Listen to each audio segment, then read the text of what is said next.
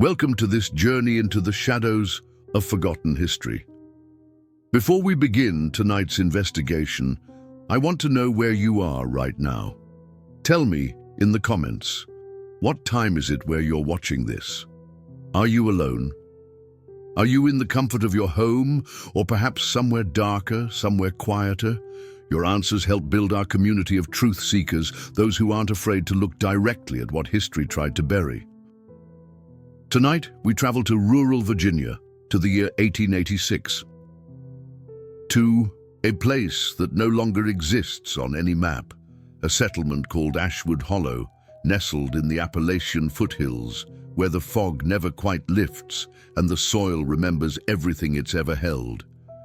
This is the story of Silas Merrick, a gravedigger, a widower, and according to the fragmentary records that survived him, something far worse than either of those titles could ever convey. The official documents are sparse. A sheriff's report dated November 1886. A letter from the local reverend to the Episcopal Diocese in Richmond, 3 newspaper clippings from the Lynchburg Virginian, each more sensational than the last, and a diary, water-damaged and incomplete, written in a hand that grew increasingly erratic with each entry. What these documents describe defies easy categorization. It's not simply a story of grave robbery, though graves were certainly robbed. It's not merely a tale of madness, though madness played its role. It's something more fundamental, more disturbing. It's about what happens when grief becomes so absolute that it consumes not just the grieving, but the dead themselves. Silas Merrick was 42 years old in 1886. He had been the primary gravedigger for Ashwood Hollow Cemetery since 1875, taking over the position from his father, who had held it before him. By all accounts, he was unremarkable, quiet, methodical, the kind of man who kept to himself and did his work without complaint. But in 1878, everything changed. His wife, Elizabeth Merrick, died. During childbirth, the child died with her. The double funeral was held on a Tuesday morning in March during an unseasonable cold snap that froze the ground solid. Silas had to break the earth with a pickaxe to dig their grave. Witnesses said he worked for 16 hours straight, refusing all offers of help, his breath forming clouds in the bitter air. After that day, Silas was never quite the same. But the full extent of his transformation wouldn't be discovered for 8 years. 8 years, during which he lived alone in a small cabin at the edge of the cemetery grounds. 8 years during which he continued his work, digging graves, lowering coffins, filling the earth back in. 8 years during which, according to what would later be discovered, he was building something, building someone. In November of 1886, a young woman named Margaret Hayes came to visit her uncle Silas. She was 19 years old, recently orphaned herself, and Silas was her only living relative. She arrived on a Thursday afternoon, carrying a single carpet bag and hoping to stay for a few weeks while she decided what to do with her future. What she found in her uncle's basement would ensure that her future and the future of everyone in Ashwood Hollow would be forever marked by horror. But we're getting ahead of ourselves. To understand what happened in that basement, we need to understand the world that created it. We need to understand Ashwood Hollow, its cemetery, and the man who served as its keeper of the dead. We need to understand how love can curdle into something unrecognizable, how memory can become obsession, how the boundary between devotion and desecration can disappear entirely. This is not a comfortable story. It will ask questions that have no good answers. It will show you something that cannot be unseen, even in the telling. But it is a story that must be told. Because somewhere in the intersection of historical fact and regional legend, somewhere in those fragmentary documents and whispered tales, lies a truth about human nature that we ignore at our peril. So settle in, make sure you're comfortable, and prepare yourself for the account of Silas Merrick and what the people of Ashwood Hollow would come to call, in hushed and horrified tones, the Bone Collector's Bride. To understand Ashwood Hollow in 1886, we must first understand rural Virginia in the years following the Civil War. The conflict had ended 2 decades earlier, but its scars remained visible. Everywhere you looked, the economy was shattered, families were broken, and in remote communities like Ashwood Hollow, the isolation that had always defined life became even more pronounced. Ashwood Hollow was never large. At its peak in the 1870s, it housed perhaps 200 souls. The settlement consisted of a general store, a small Episcopal church, a blacksmith shop, and scattered homesteads spread across the hills. There was no railroad. The nearest town of any size was Lynchburg, nearly 30 miles away, over roads that became impassable during winter. The cemetery that would become central to our story was established in 1801, making it one of the oldest burial grounds in that part of Virginia. It occupied 5 acres on a hillside overlooking the settlement, surrounded by a wrought iron fence that was already rusting by the 1880s. The soil was rocky and difficult to work, which is perhaps why the position of gravedigger was considered one of the more demanding jobs in the community. But there was something else about that cemetery, something that predated its establishment. According to local tradition, the land had been used as a burial ground long before white settlers arrived. The Monacan people, who had inhabited the region for centuries, considered the hillside sacred. Some of the oldest residents in 1886 still remembered their grandparents speaking of stone cairns and burial mounds that had been cleared away when the cemetery was first laid out. Whether this history had any bearing on later events is impossible to say. But the people of Ashwood Hollow believed in such things. They believed the land remembered. They believed the dead were never truly at rest. And they believed that certain places demanded respect, certain boundaries should never be crossed. Silas Merrick was born in Ashwood Hollow in 1844. His father, Jeremiah Merrick, had been the cemetery's gravedigger since the 1840s. His mother, Ruth, died when Silas was 12, and she was buried in the very cemetery where her husband and son worked. This was Silas's introduction to loss, though it would be far from his last. Silas had one sibling, an older sister named Catherine, who married and moved to Richmond in 1863. She would later give birth to Margaret Hayes, though she herself would die in 1885, bringing the girl back into Silas's life at precisely the wrong moment. By all accounts, preserved in church records and personal letters, young Silas was a studious, serious child. He learned to read and write, which was not universal in rural communities of that era. He helped his father with cemetery maintenance from a young age, growing familiar with death in a way that most people never do. He understood it as a physical process, something that required practical attention, measuring plots, digging to the correct depth, ensuring proper drainage, maintaining grounds. In 1867, at age 23, Silas married Elizabeth Crawford, the daughter of the town's school teacher. She was 18, described in a letter from Reverend Thomas Blackwell as a gentle soul with a love of music and a talent for watercolor painting. The marriage, by all contemporary accounts, was happy. They lived in the small cabin provided to the cemetery keeper, and Elizabeth helped supplement their income by giving piano lessons to the settlement's children. The cabin where they lived still stands in certain photographs from the 1920s before it was finally demolished. It was a modest structure, 2 rooms on the ground floor, a loft accessed by a ladder, and a stone basement that served as cold storage. It sat perhaps 50 yards from the cemetery's main gate, positioned so the gravedigger could respond quickly if needed. The isolation must have been profound, especially in winter when snow closed the roads and the only sound was wind moving through the bare trees. For 11 years, Silas and Elizabeth lived this quiet life. He dug graves, She taught music. They attended church services every Sunday. They were in every way that mattered to the community unremarkable. Then came 1878. Elizabeth's pregnancy was initially considered routine. She was 29, healthy, and excited about finally becoming a mother. But something went wrong during the delivery. The exact medical details are not preserved, but the outcome is clear. Elizabeth died on March 18, 1878, along with her stillborn son. Reverend Blackwell's letter to the diocese, written years later when the full horror was revealed, includes this passage describing Silas's reaction.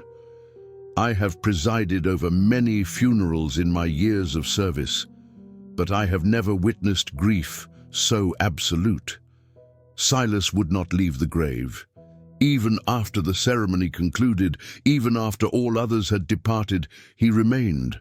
"I found him there at dawn the following day, his hands bloody from clawing at the frozen earth, speaking to his wife as though she could still hear him." The community tried to help. Women brought food, men offered companionship. The Reverend visited weekly for months, but Silas retreated further into himself. He performed his duties maintaining the cemetery, but he stopped attending church. He stopped accepting visitors. He stopped, in many ways, participating in the world of the living. "He became a ghost himself," wrote one resident in a letter discovered decades later. "We would see him moving among the graves at all hours, day and night.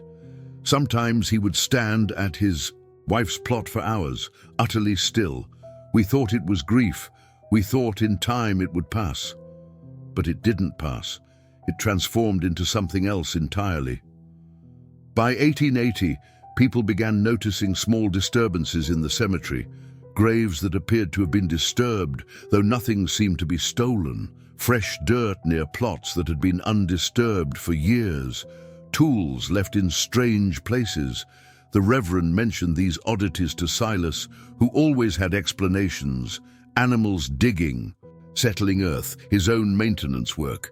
The community accepted these explanations because they wanted to, because Silas was one of their own, a man marked by tragedy, someone they pitied rather than suspected, because the alternative, the possibility that their gravedigger was doing something unspeakable among the dead, was too horrible to contemplate. And so the years passed. 1880 became 1881, became 1882, 1883, 1884, 1885. The disturbances continued, sporadic but persistent. Silas grew more isolated, more gaunt, more strange. Residents reported seeing lights in his cabin at odd hours. Some claimed to see a figure in his window, standing motionless, though everyone knew Silas lived alone. By 1886, the whispers had grown louder, but still, no one investigated. No one wanted to confirm what they were beginning to suspect. Small communities protect their own, even when their own are becoming monsters. Then Margaret Hayes arrived, and the protection ended. Margaret Hayes stepped off the mail coach in Ashwood Hollow on November 4, 1886. It was a Thursday afternoon, and the autumn light was already fading into that premature dusk that haunts Appalachian valleys. She was 19 years old, orphaned for the second time in her young life. Her father had died when she was 7. Her mother, Catherine, had succumbed to pneumonia the previous winter in Richmond.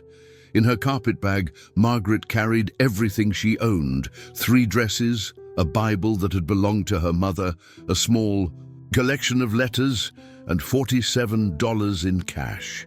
She had one living relative, her mother's brother, Silas Merrick, whom she had met exactly twice in her life, both times when she was too young to remember clearly. The Reverend Blackwell met her at the coach stop, having been notified by letter of her arrival. His journal entry from that day, preserved in the diocesan archives, reads, "Miss Hayes arrived today, a composed young woman considering her circumstances. I attempted to prepare her for her uncle's condition, his continued mourning, his isolation, But how does one prepare someone for what we would soon discover? How could I have warned her when I myself had no idea of the depths of wrongness that awaited? Silas was not at the coach stop. The Reverend explained that he had sent word to the cabin, but Silas rarely came into the settlement proper anymore. They would walk to him. It was less than a mile, though the path led away from the main road, up through the cemetery, to the isolated cabin beyond. Margaret's first impression of her uncle, recorded in a statement she would give to Sheriff Clayton Porter 2 days later, was striking. He stood in the doorway, and at first I thought he was much older than Mother had described. He was thin, terribly thin, with skin that seemed stretched too tight over his bones. His clothes were clean but old, patched many times, but it was his eyes that I remember most. They were eager, almost hungry, but not for food. He looked at me as though I was an answer to a question he'd been asking for years. The Reverend did not stay. He had evening services to prepare. He promised to check on Margaret in a few days, told her she was welcome at the church any time, and left her alone with her uncle. The cabin was dark inside despite the hour. Silas lit oil lamps, and Margaret saw her new home clearly for the first time. The main room served as living space and kitchen combined. Everything was meticulously clean, almost obsessively so, but it was also strange. There were no personal items, no decorations, no signs that a human life was being lived there. The walls were bare. The shelves held only necessities. It felt, Margaret would later say, like a place someone was occupying but not inhabiting. Silas spoke little that first evening. He showed Margaret to the loft where she would sleep, a space barely large enough for the narrow bed he had prepared. He made a simple dinner of bread, cheese, and preserved vegetables. They ate in near silence, the only sound the scraping of spoons against tin plates. But Margaret noticed things. She noticed how her uncle's hands trembled slightly. She noticed how he kept glancing toward a door she assumed led to the basement, a door that had a new lock on it, brass and shining in the lamplight. She noticed how, when she asked about his life, about his work, about her Aunt Elizabeth, whom she had never met, his answers were short, deflective, almost protective. That night, lying in the loft, Margaret couldn't sleep. The cabin made sounds, the settling noises that all old buildings make, but they seemed amplified in the darkness. And there was something else. Around midnight, she heard her uncle moving below. She heard the scrape of the basement door opening. She heard his footsteps descending stairs. And then, faintly, she heard him speaking. She couldn't make out the words, but the tone was clear, gentle, loving, conversational, as though he was speaking to someone who was speaking back. Margaret lay awake until dawn, listening to her uncle's muffled voice rising from the basement, wondering what grief could drive a man to talk to himself through the long hours of darkness. The next day, Friday, Silas left the cabin early to dig a grave for a man who had died 3 days prior. Margaret was alone in the cabin for the first time. She tidied the main room, prepared a simple breakfast from the provisions available, and tried to settle into what she assumed would be her new life. But she kept thinking about the basement, about the locked door, about the voice she'd heard in the night. She told herself she wouldn't investigate. It was her uncle's home, his privacy, his grief. She had no right to intrude. But the wondering gnawed at her. What was down there? Why did he keep it locked? Who had he been speaking to? By noon, she had convinced herself that she should at least look, not to violate his privacy, but to understand, to know if her uncle was merely grieving or if he needed help of a more serious kind. The lock was substantial, but the door itself was old. Margaret found that by working a thin knife into the gap between door and frame, she could see into the basement. Not much, just a sliver of view, but it was enough. She saw lamplight. She saw what looked like a workbench. She saw something white and curved that might have been wood or bone. And she saw cloth, delicate and pale, that looked disturbingly like a dress. Margaret's hands were shaking when she pulled the knife away. She had seen nothing conclusive, nothing that couldn't be explained. Her uncle might be working on some project. He might have kept her aunt's belongings. The basement might contain nothing more sinister than memories, but her instincts screamed otherwise. That evening, Silas returned from the cemetery covered in dirt and exhausted. He barely spoke during dinner. But he watched Margaret closely, as though trying to determine if she knew something, if she suspected something. The meal was tense, filled with silences that felt loaded with unspoken questions. After Silas retired to his bedroom, Margaret lay awake again in the loft. She listened, and once again, around midnight, she heard him rise, heard the basement door open, heard his descent, heard his voice, but this time she crept down from the loft. She positioned herself near the basement door, her ear against the wood, and she heard clearly what she had only partially heard the night before. Silas was speaking to someone named Elizabeth. He was speaking to his dead wife, but he wasn't speaking to a memory.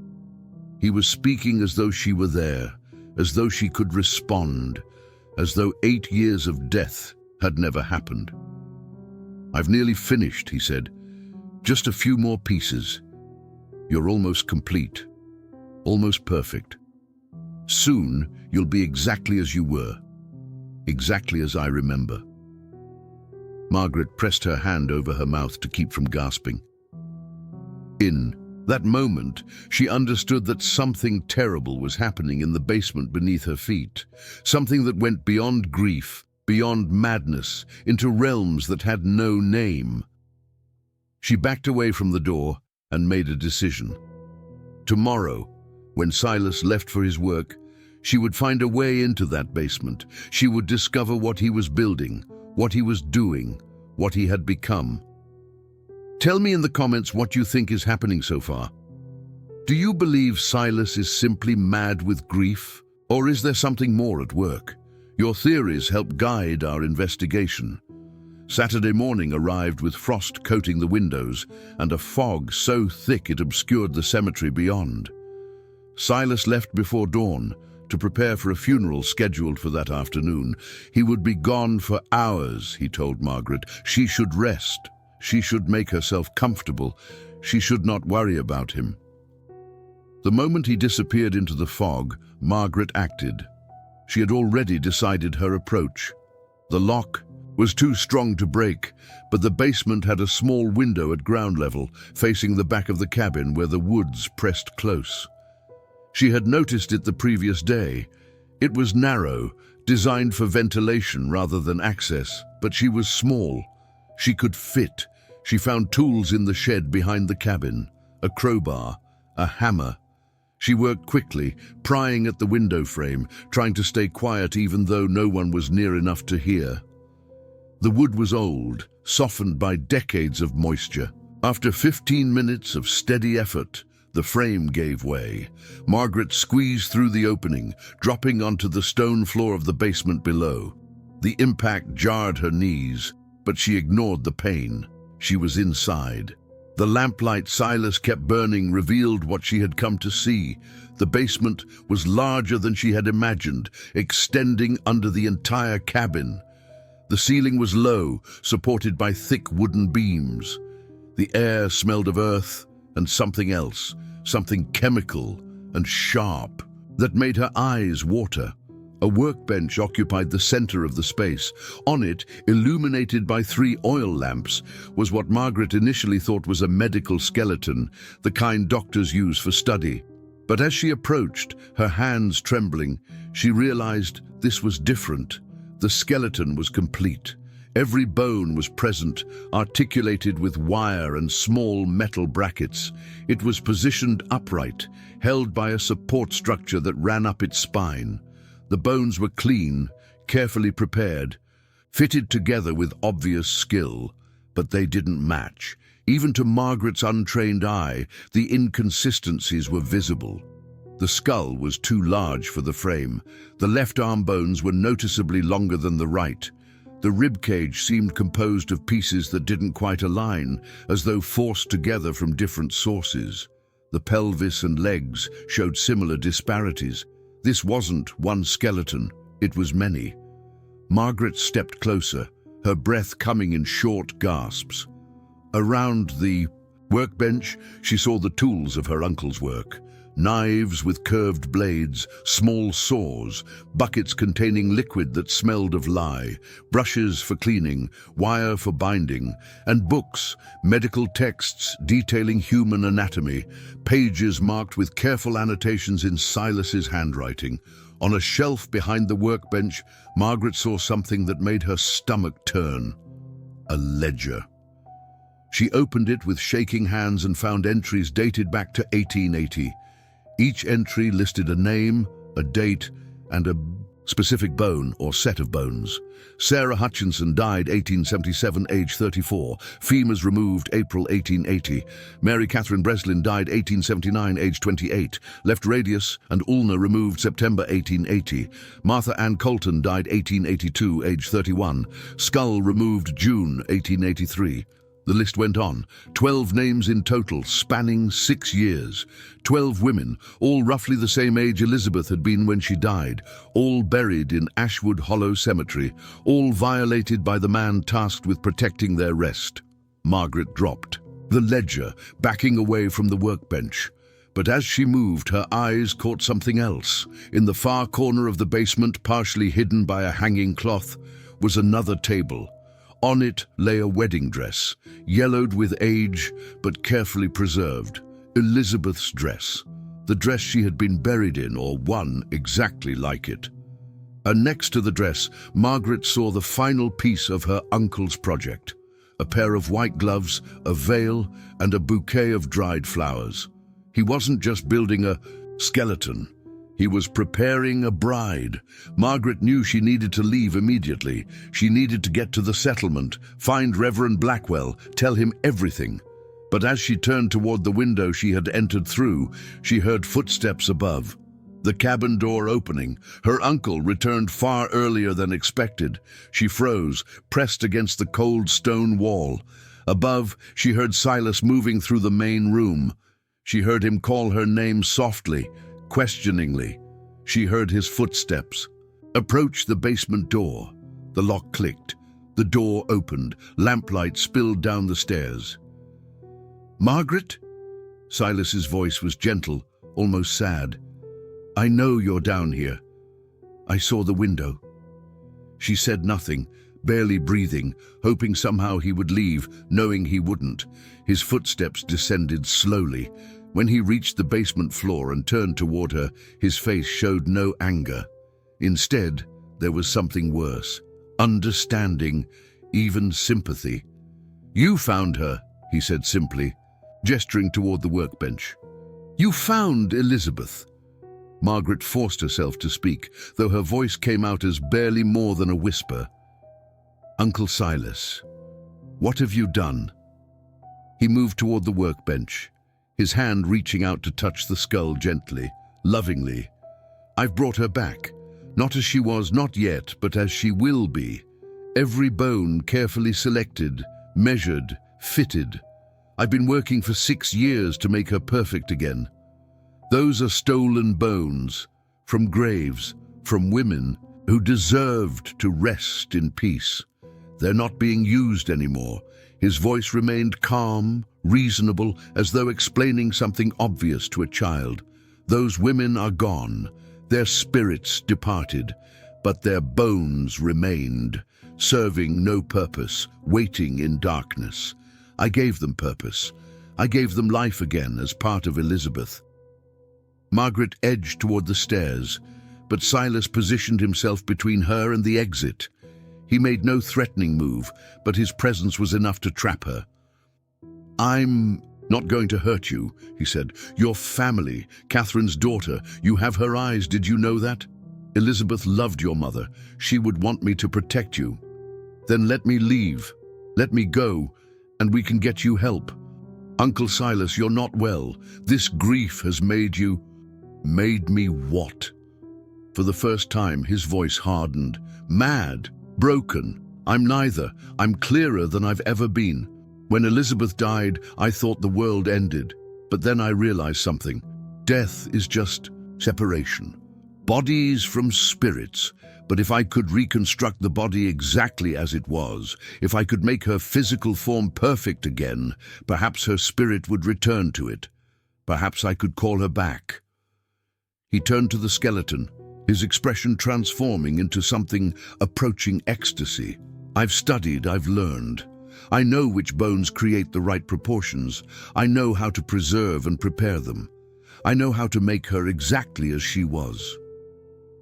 But she won't come back, Margaret said, tears streaming down her face.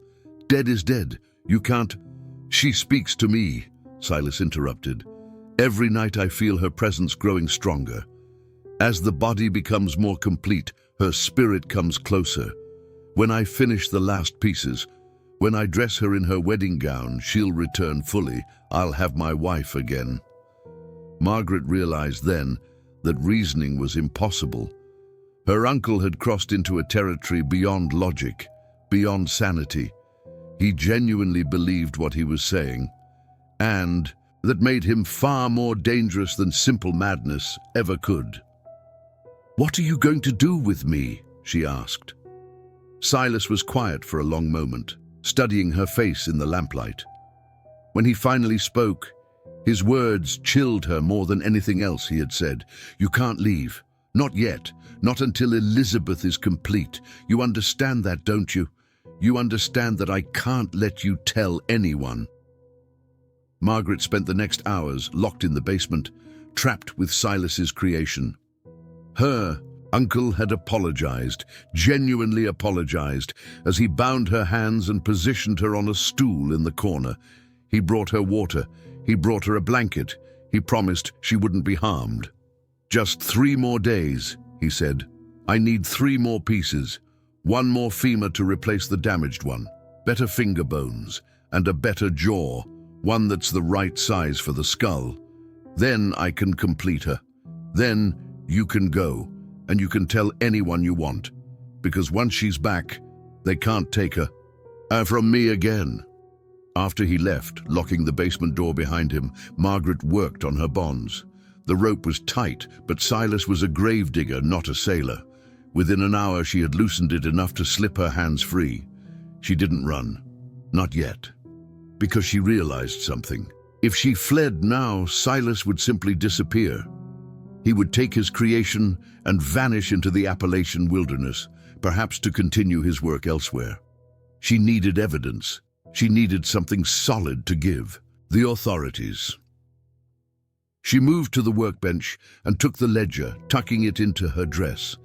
Then she examined the skeleton more closely, forcing herself to look past her revulsion to see the details.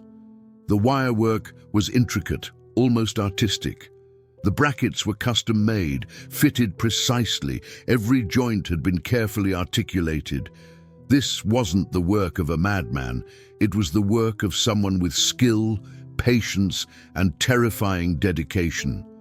But as Margaret studied the skeleton, she noticed something else. Scratches on some of the bones, small marks that looked almost deliberate, almost like writing. She leaned closer, using a lamp for better light. They were letters, tiny letters carved into the bone itself. On the right femur, SH, on several ribs, MKB, on the left radius, MAC initials. Silas had marked each bone with the initials of the woman it came from.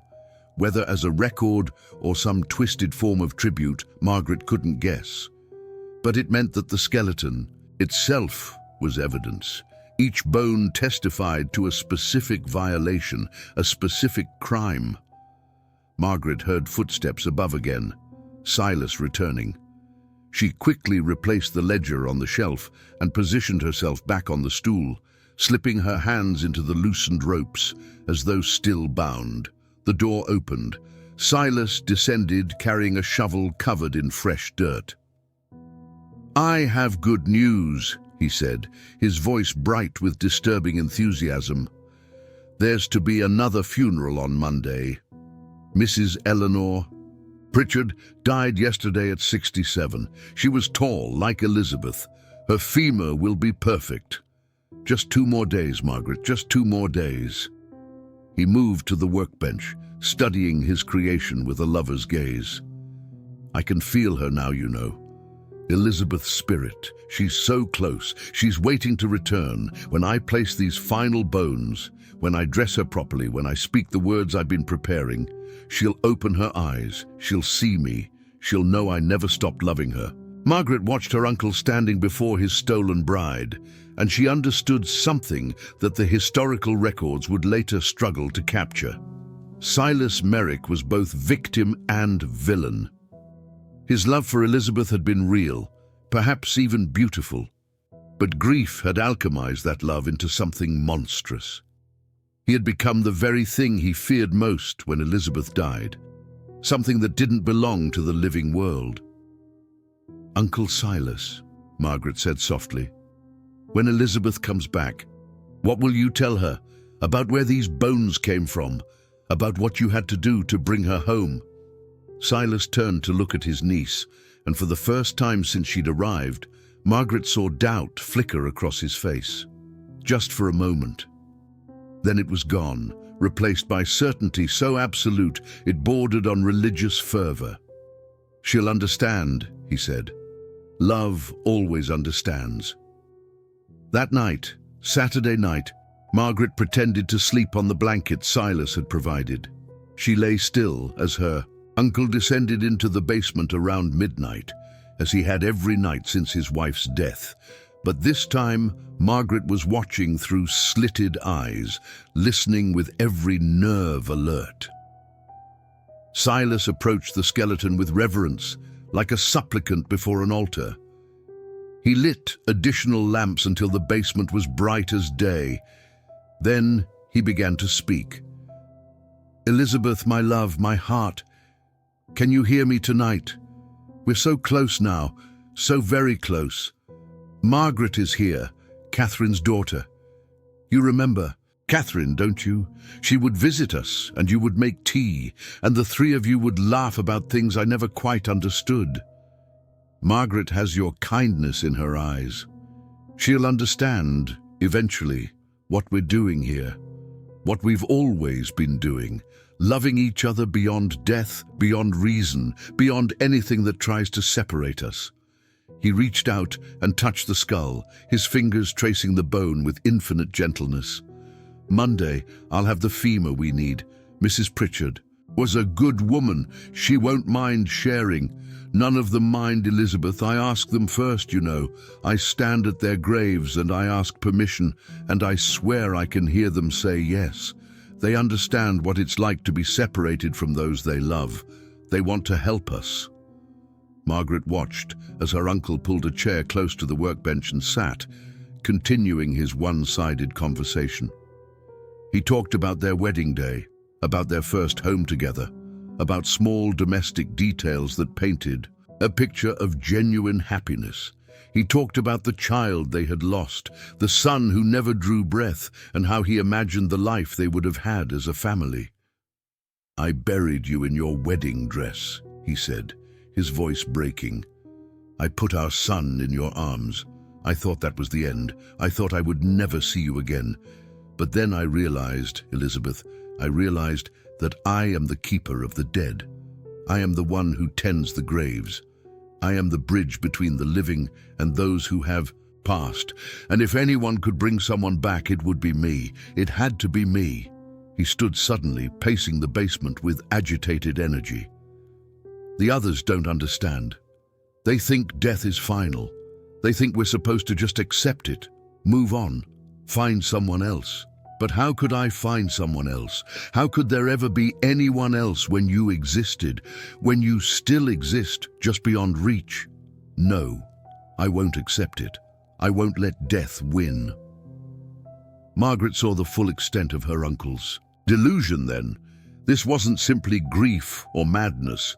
It was a complete reconstruction of reality, a framework built entirely around the impossibility of letting go.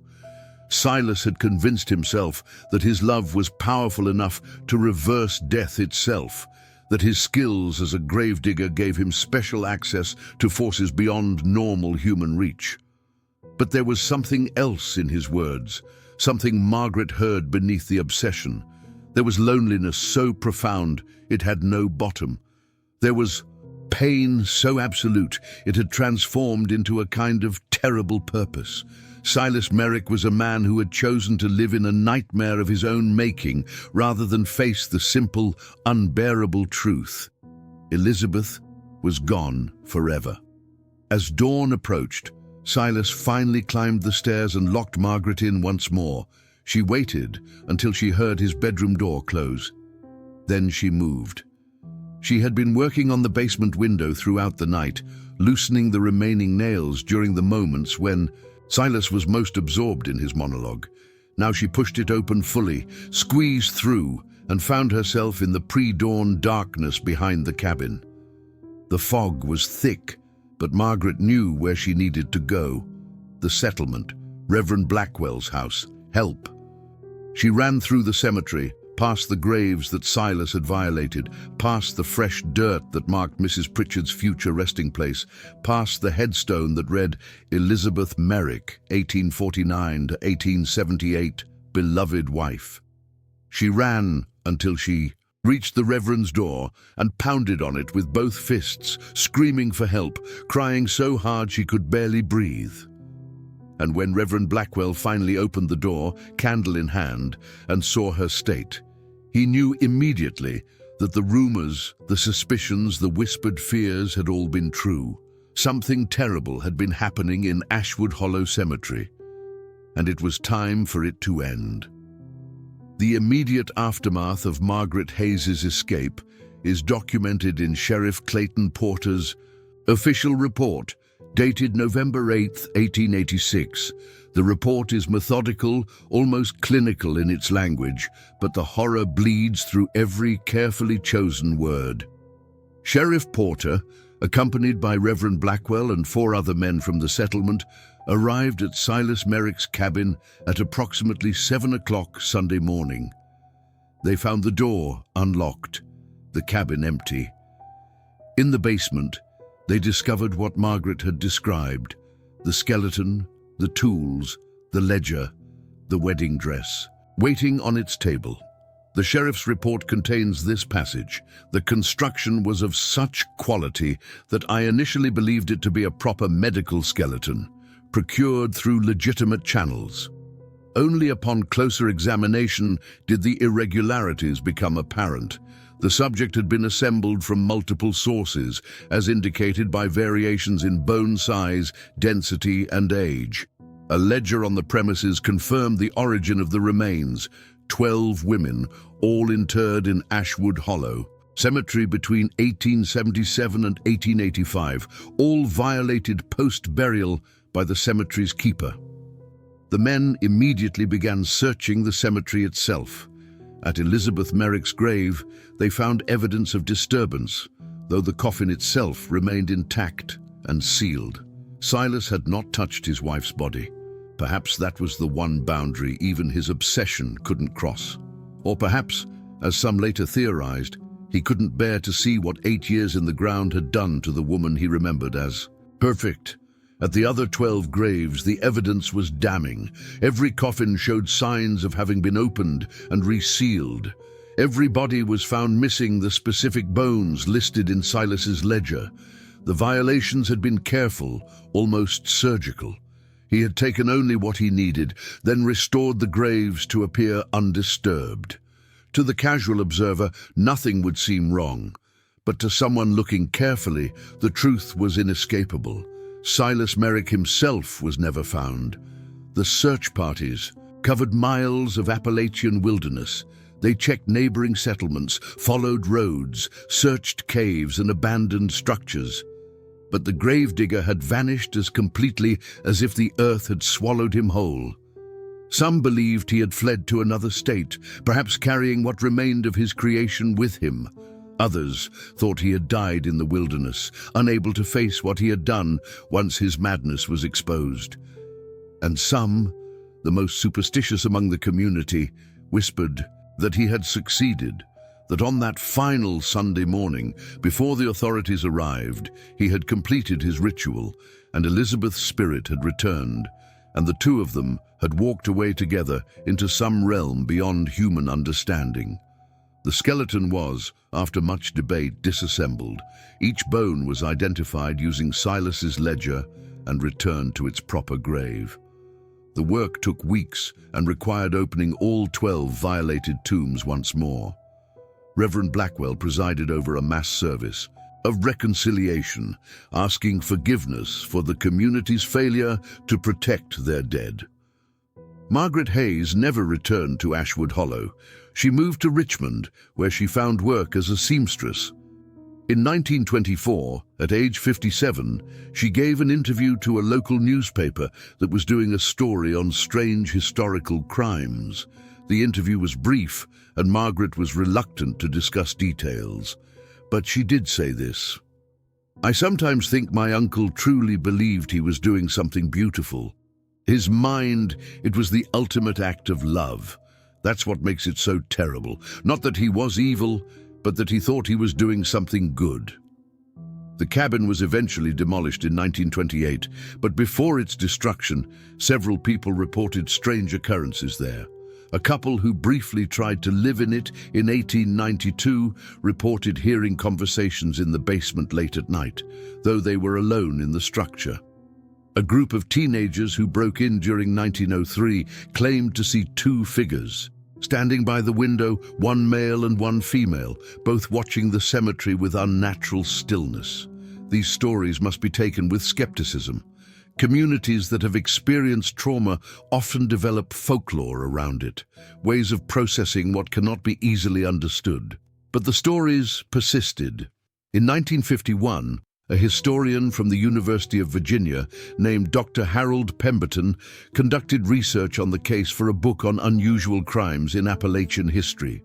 He managed to locate some of Silas's possessions that had been stored in the church basement and forgotten. Among them was a letter, unfinished and unsent, dated November 5th, 1886, the day before Margaret's escape. The letter was addressed to Elizabeth. Dr. Pemberton included a transcription in his research notes.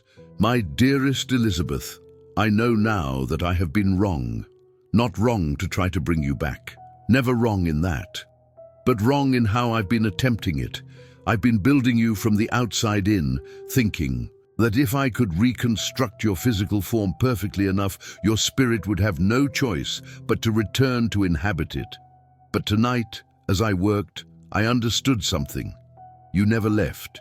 You've been here all along, in every bone I've carefully selected, in every hour I've spent trying to make you whole again. The boundary between life and death isn't what I thought. It's not a wall to breach.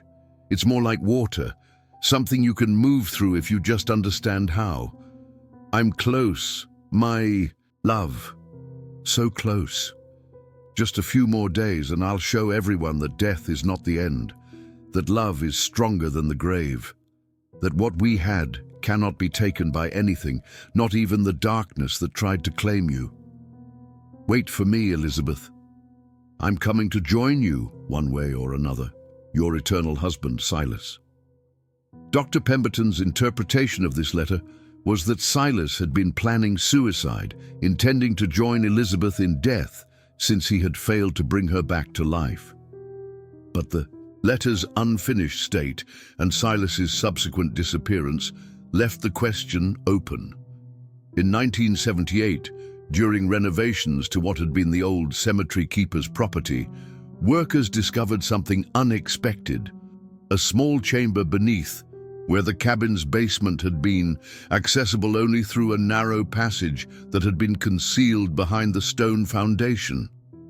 The chamber contained personal items belonging to Silas and Elizabeth: letters, photographs, Elizabeth's jewelry, a lock of her hair, preserved in a locket, And there was something else. Bones. Not human, according to the analysis conducted by the state medical examiner. Animal bones, carefully cleaned and arranged, but never assembled into anything complete. These bones dated from before 1886, suggesting they were practice, experiments Silas conducted before he began his true work. The discovery reopened interest in the case. Several articles were written, a local historical society created an exhibit, but no new information about Silas's fate emerged. He remained what he had become that November morning in 1886, a ghost, a question mark, a man who had loved so desperately that he had transformed himself into something the living world could no longer hold. The last documented reference to the case comes from 2003, when a hiker discovered human remains in a cave system roughly 15 miles from where Ashwood Hollow had been. The bones were badly degraded and scattered by animals, but enough remained for analysis. They belonged to a male, approximately 40 to 50 years old at time of death, dating from the late 1800s. Cause of death could not be determined. The bones were buried in a county cemetery with no name attached. It might have been Silas Merrick. It might have been anyone. The mystery remained unsolved, as such mysteries always do. The story of Silas Merrick and his bone bride resists easy interpretation. In the years since that November of 1886, countless people have tried to understand what drove a quiet gravedigger to commit acts that shocked even a community familiar with death.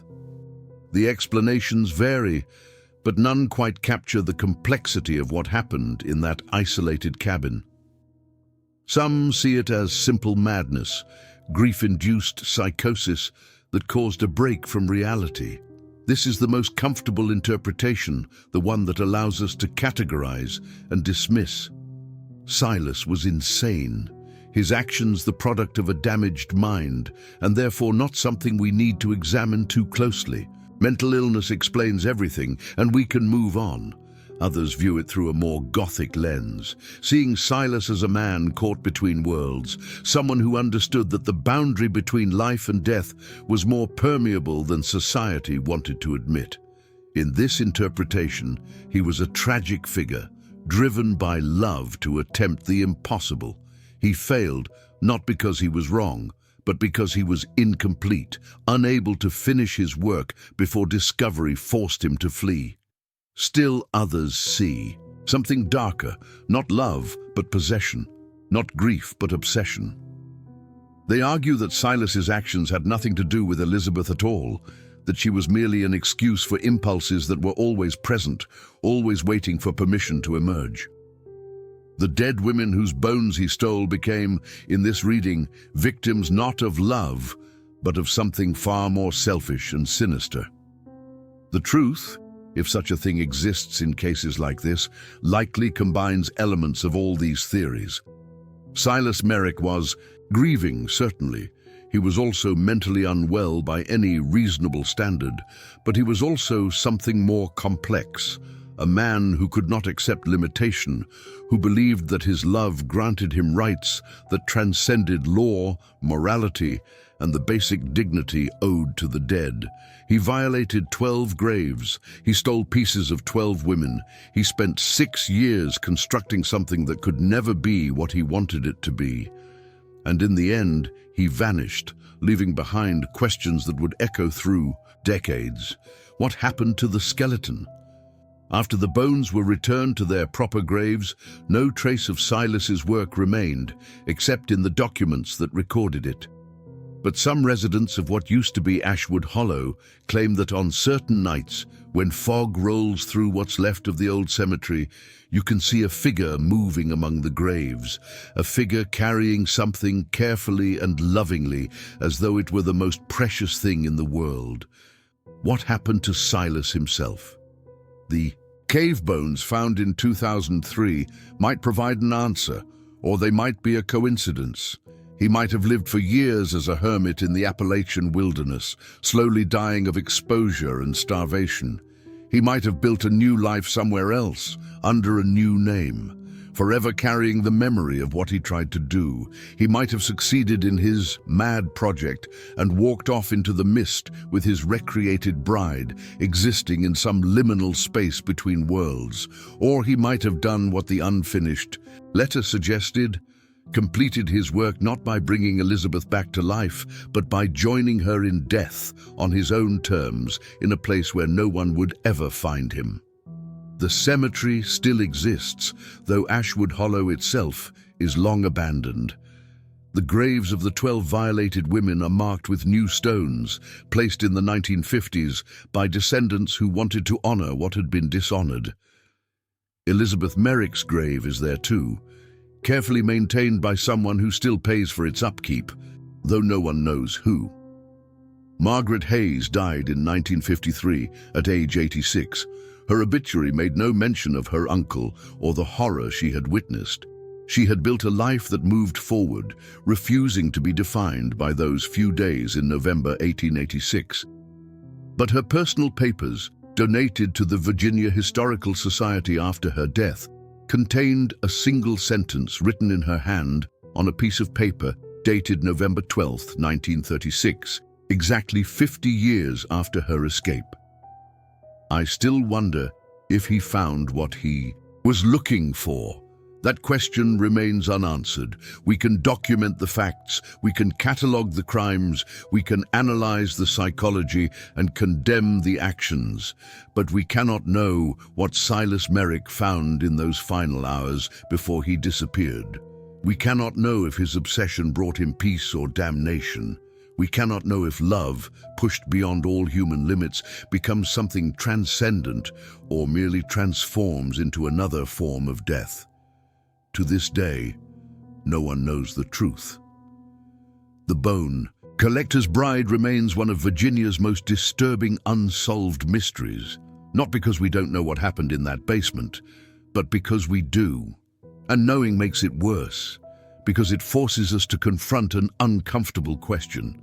How far would you go for love? How many boundaries would you cross? How much of yourself would you sacrifice to bring back someone who was taken from you? Silas Merrick answered that question in the most horrifying way imaginable, and somewhere in the fog-wrapped hills of Virginia, his answer still echoes. Thank you for joining me on this journey into one of history's darkest corners. If this story affected you, if it made you think, if it disturbed you in ways you're still processing, please leave a comment. Tell me your theories. Tell me what you think really happened to Silas Merrick. Tell me if you believe love can survive death, or if it dies with us. Subscribe to our channel if you want more investigations like this. Hit the bell so you never miss our next journey into the shadows. And remember, the past is never as buried as we'd like to think. Sometimes it reaches up from the grave to remind us that the darkness is always closer than we know. Until next time, stay curious, stay skeptical, and stay safe in our haunted community.